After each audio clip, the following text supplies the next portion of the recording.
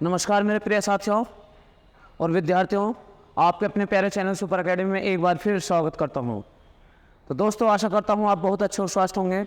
आज जो हमारी क्लास होने वाली है वो वर्णमाला में आज हमारी चौथे नंबर की क्लास होने वाली है, क्लास नंबर 4, जिसमें हमारा टॉपिक चल रहा था वर्णमाला। क्लियर है प्यारे विद्यार्थियों? चलते हैं, क्लास को शुरू करते हैं। जिस भाई या बहन ने अभी तक चैनल को सब्सक्राइब ना किया हो, प्लीज़ चैनल को सब्सक्राइब कर लीजिए और बेल आइकन के बटन को ऑन कर लीजिए ताकि आने वाले हर वीडियो का नोटिफिकेशन आपको समय समय पर मिलता रहे। क्लियर है? तो चलते हैं, वीडियो को, क्लास को शुरू करते हैं।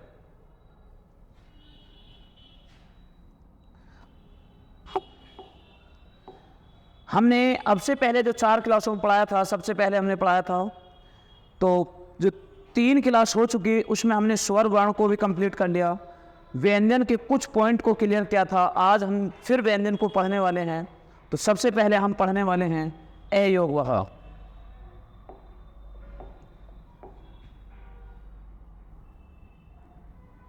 ए योग वह वाय।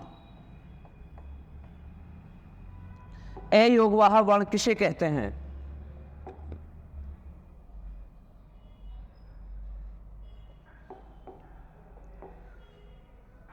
ए योग वह वर्ण किसे कहते हैं? जिन वर्णों का योग ना तो स्वर वर्ण में हुआ हो, ना ही व्यंजन वर्ण में। जिन वर्णों का योग ना तो स्वर वर्ण में हुआ हो, ना ही व्यंजन वर्ण में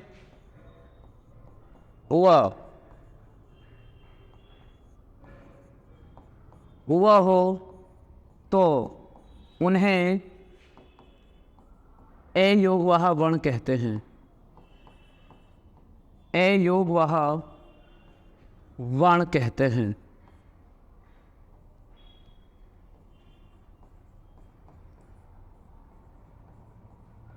ए योग वह वर्ण कहते हैं।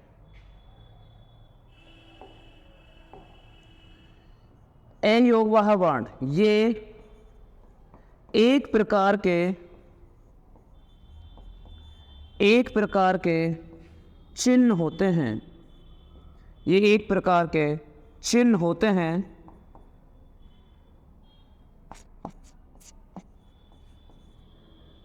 इनका प्रयोग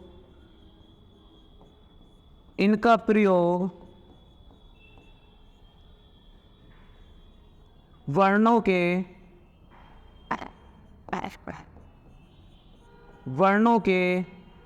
साथ किया जाता है। इनका प्रयोग वर्णों के साथ किया जाता है। वर्णों के साथ किया जाता है। क्लियर है प्यारे विद्यार्थियों साथियों? इसके बाद आगे चलते हैं।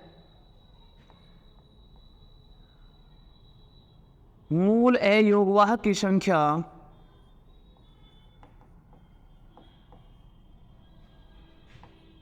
मूल ए योगवाह की संख्या 2 होती है। कितने होती है? 2 होती है। कौन कौन से होते हैं? नंबर 1 अनुस्वार। नंबर 2 विसर्ग। नंबर 1 अनुस्वार, नंबर 2 विसर्ग। क्लियर है प्यारे विद्यार्थियों साथियों? अब अगर हम बात करते हैं, मूल ए योगवाह की संख्या 2 होती है, एक अनुस्वार और एक विसर्ग। कौन कौन से होते हैं? अनुस्वार और विसर्ग। इसे अनुस्वार बोलते हैं और इसे विसर्ग बोलते हैं। क्लियर है? लेकिन इनकी संख्या यानी ये जो चिन्ह होते हैं, कुल अयोगवा के कितने चिन्ह होते हैं? मूल अयोगवा की संख्या 2 होती है, लेकिन चिन्ह कितने प्रकार के होते हैं? तो प्यारे विद्यार्थियों और साथियों, चिन्ह होते हैं 4 प्रकार के। तो अयोगवा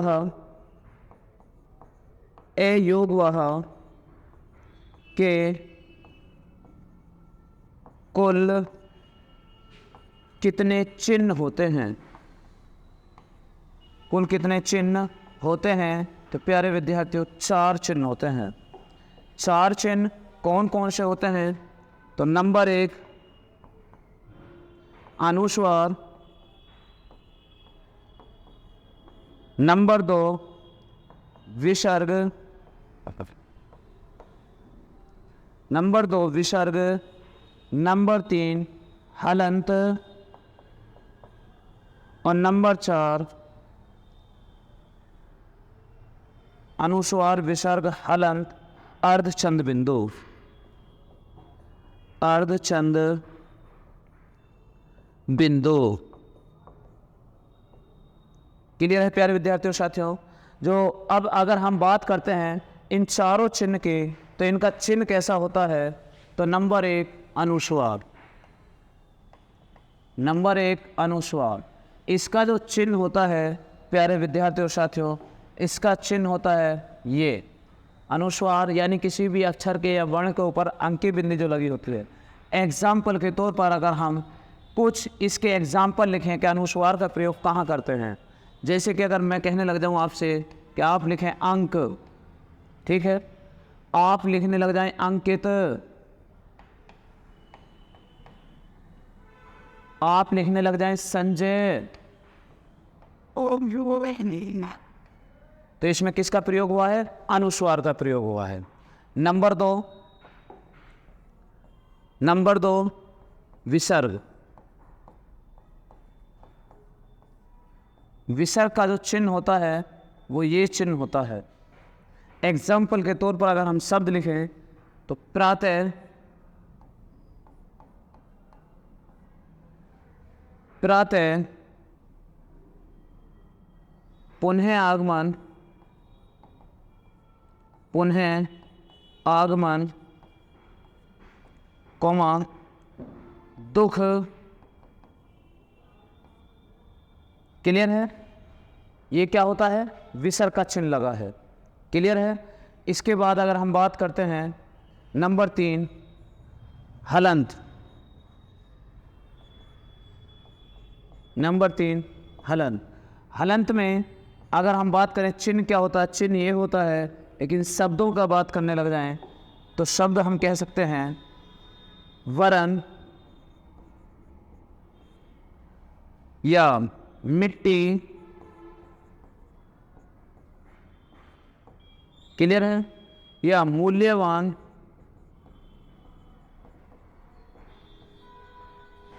इनमें क्या लगा है? हलंत लगा है। क्लियर है प्यारे विद्यार्थियों और साथियों? नंबर 4,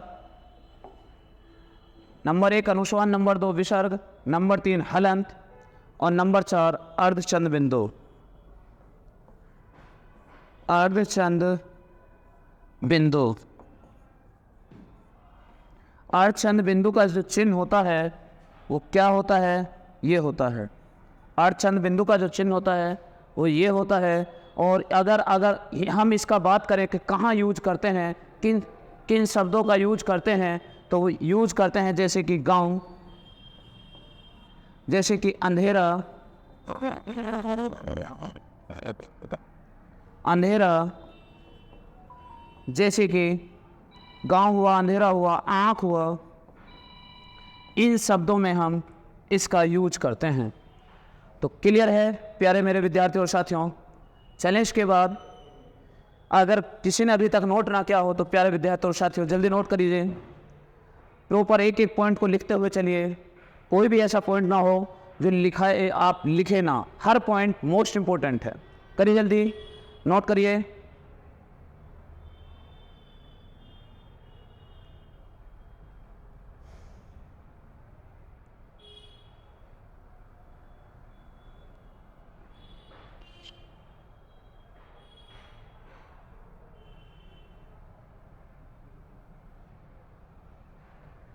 चले आगे की तरफ, कर लिया होगा सभी ने। इसके बाद नेक्स्ट पॉइंट करते हैं, द्वित्व व्यंजन किसे कहते हैं। क्वेश्चन आता है इनमें से कौन सा द्वित्व व्यंजन हो, तो द्वित्व व्यंजन किसे कहते हैं। द्वित्व व्यंजन किसे कहते हैं।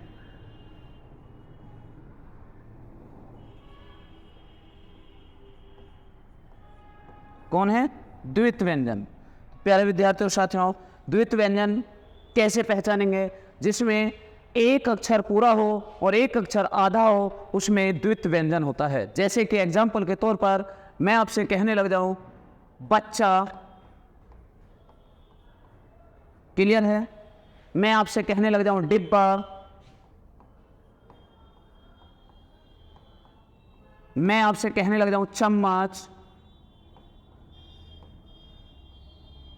तो प्यारे विद्यार्थियों और साथियों, ये बात सभी की क्लियर है, कोई डाउट किसे नहीं है ना। चलें फिर आगे की तरफ, नेक्स्ट पॉइंट। अब हम इससे आगे पढ़ेंगे पार्श्विक व्यंजन किसे कहते हैं।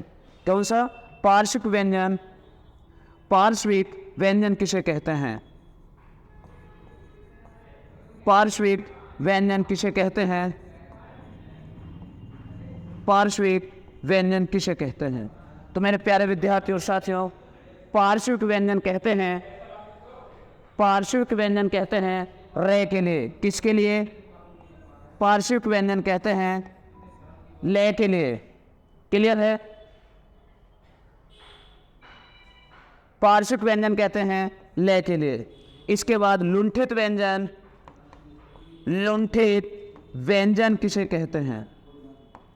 लुंठित व्यंजन मेरे प्यारे विद्यार्थियों साथियों, लुंठित व्यंजन हम किसको कहते हैं, रे के लिए कहते हैं। किसके लिए कहते हैं, रे के लिए कहते हैं। एक होता है काकल्य व्यंजन। काकल्य व्यंजन किसको कहते हैं, काकल्य, काकल्य व्यंजन कौन सा होता है, बताइए जल्दी। क्लास में बिल्कुल धुआं धुआं होने वाला है, जल्दी बताइए काकल्य व्यंजन कौन सा होता है। तो मेरे प्यारे विद्यार्थियों और साथियों, काकल्य व्यंजन है को बोलते हैं। किसको बोलते हैं, है को बोलते हैं काकल्य व्यंजन। अगर किसी कोई डाउट हो तो बोलिए, कमेंट कीजिए जल्दी, फिर आगे की तरफ चलें। अगर सभी ने नोट कर लिया हो, सभी ने अगर नोट कर लिया हो तो आगे की तरफ चलें। क्लियर है। और लुंठित व्यंजन को ही हम प्रकंपित व्यंजन के नाम से भी जानते हैं। तो आप लिख सकते हैं लुंठित व्यंजन को किस नाम से भी जानते हैं, प्रकंपित, प्रकंपित व्यंजन भी कहते हैं। क्या कहते हैं, प्रकंपित व्यंजन भी कहते हैं। और पार्श्विक व्यंजन को हम वात्सल्य व्यंजन भी कहते हैं, वात्सल्य व्यंजन भी कहते हैं। ओहो, देखिए कीड़ा एक प्रॉब्लम कर रहा है,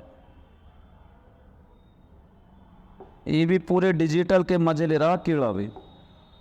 इसको क्या कहते हैं, वात्सल्य व्यंजन भी कहते हैं।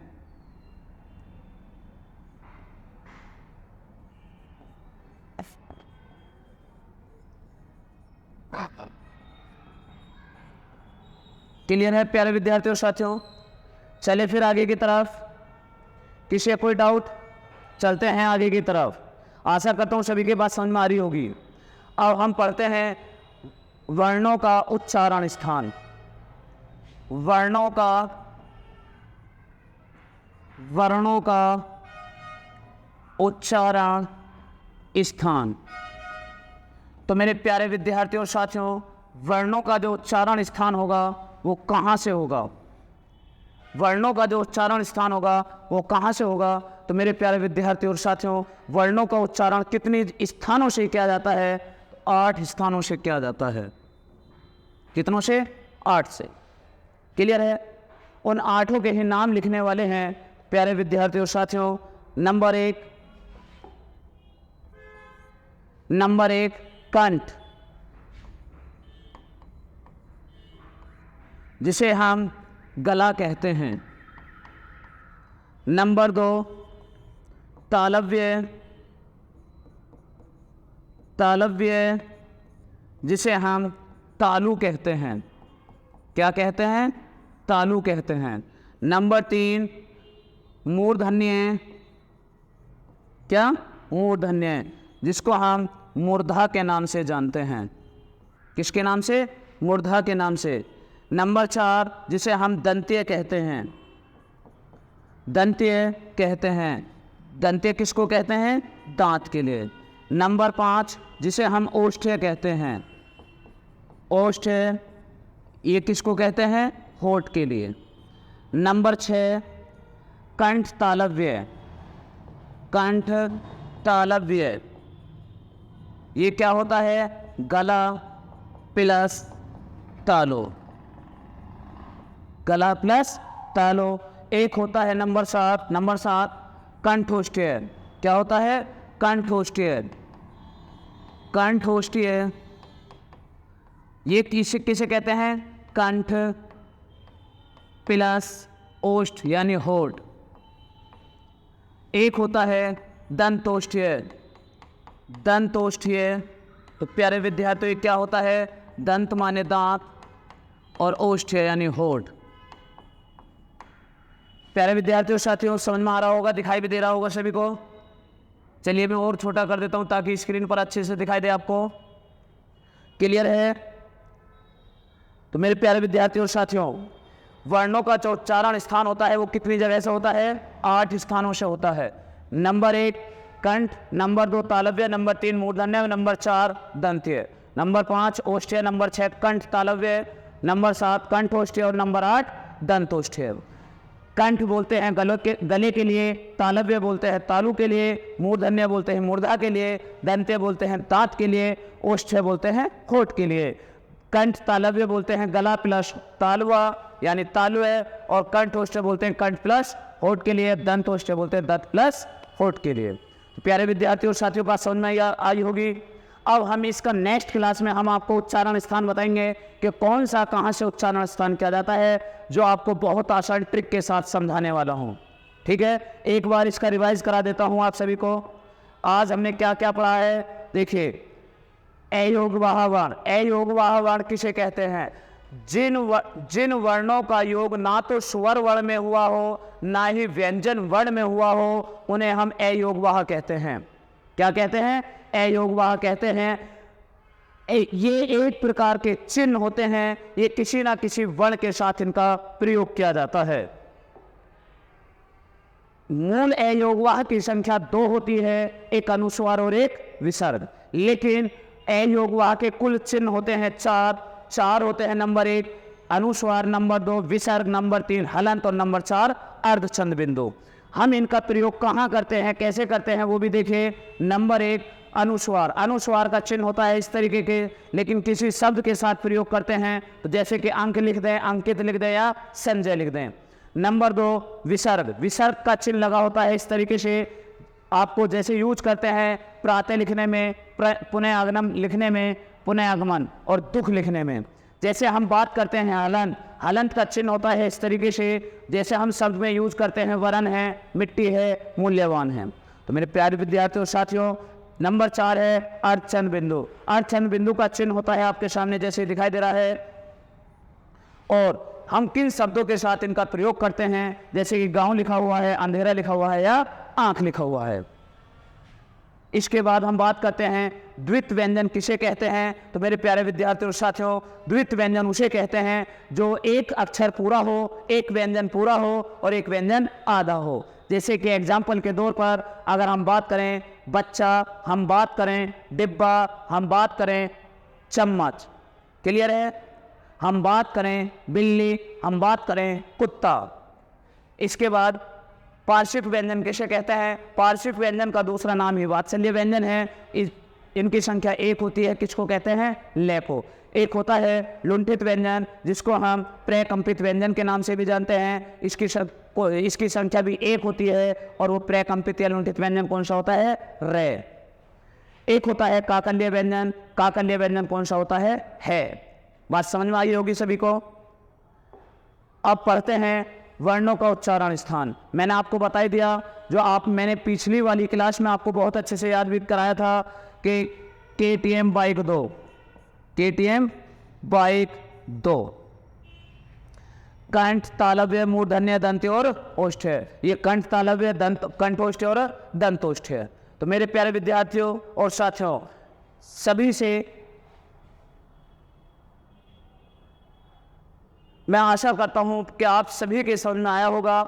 लेकिन अगर किसी स्टूडेंट के कोई बात समझ में ना भी आई हो तो प्लीज़ आप कमेंट कीजिए, मैं सभी के कमेंट पढ़ता हूं। कमेंट कीजिए, मैं वैसे ही अगर कोई आपका क्वेश्चन है तो उस क्वेश्चन का जवाब नेक्स्ट क्लास में दूंगा। तो देखिए, हम इससे आगे जो उच्चारण स्थान बताने वाले हैं वो नेक्स्ट क्लास में समझाते हैं, ठीक है। तो प्यारे विद्यार्थियों, अगर वीडियो समझ में आई हो, क्लास अच्छी लगी हो तो वीडियो को ज़्यादा से ज़्यादा शेयर करें, ठीक है।